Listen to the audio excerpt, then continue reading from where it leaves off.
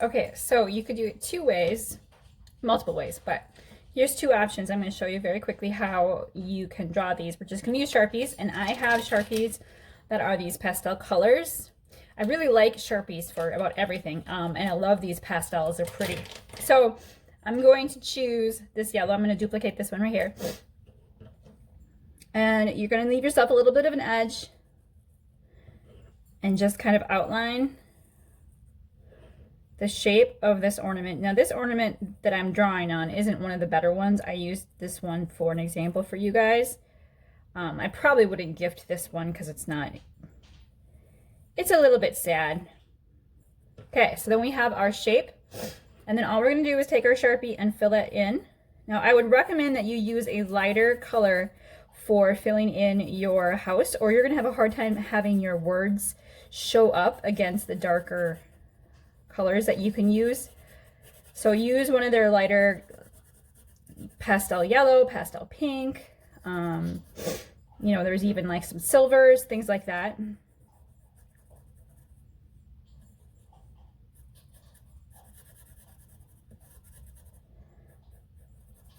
And what you could do if you wanted to is you could always apply a white paint over the top of this ornament to finish it first before you color it.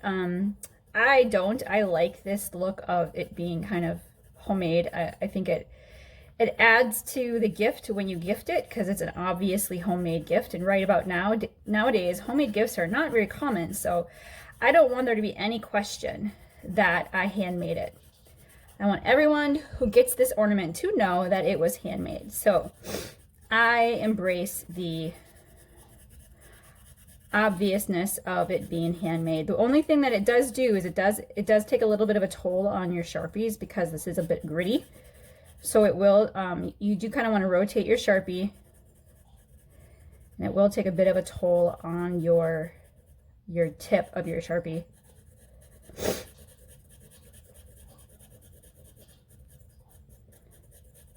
Get that all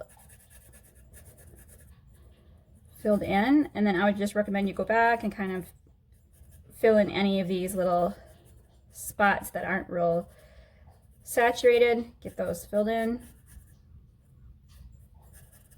Make sure it's kind of, you know, you don't, just kind of make sure you don't have those obvious marks from coloring on it. All right. Then for the holly, all we're gonna do is take our green marker, and you're gonna draw a little bit of a squiggle on one side, and then do the same on the other,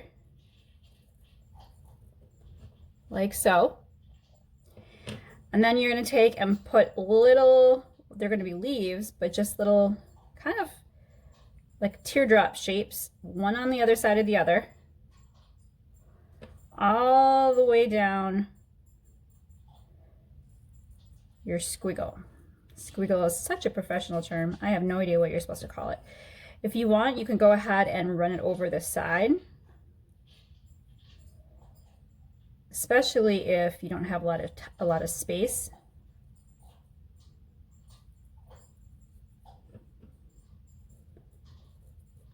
There's not going to be any perfection on this. I am not an artist by any means, so if I can do this, you guys can do this as well. So there's our holly, and then we're going to take a dark pink, red, some sort of a magenta kind of color, and you're just going to simply make 3 small dots wherever you want there to be holly. I would recommend that you put it on top of those little leaves that you just did to kind of give you the realistic idea of holly, but you go ahead and do it however you like.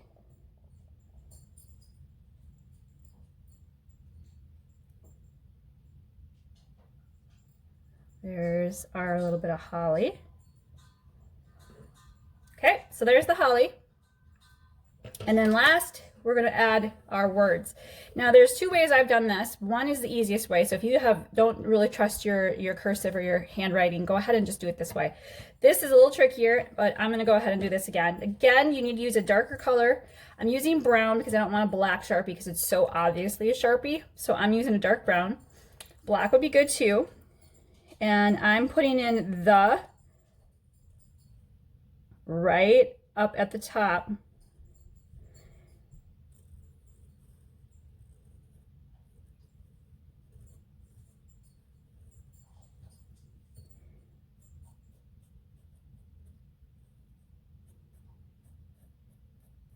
And every time I do this, it's a little bit different. It's kind of the charm of handwriting things.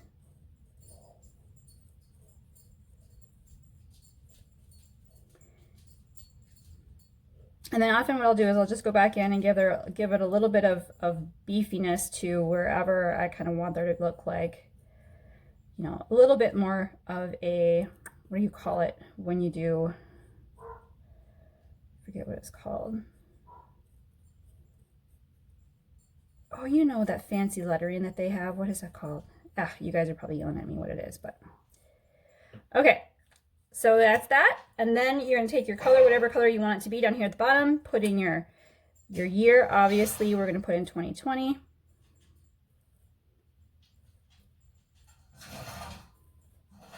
And that, my friends, is the end of that. We're going to add a pretty ribbon and we'll be done.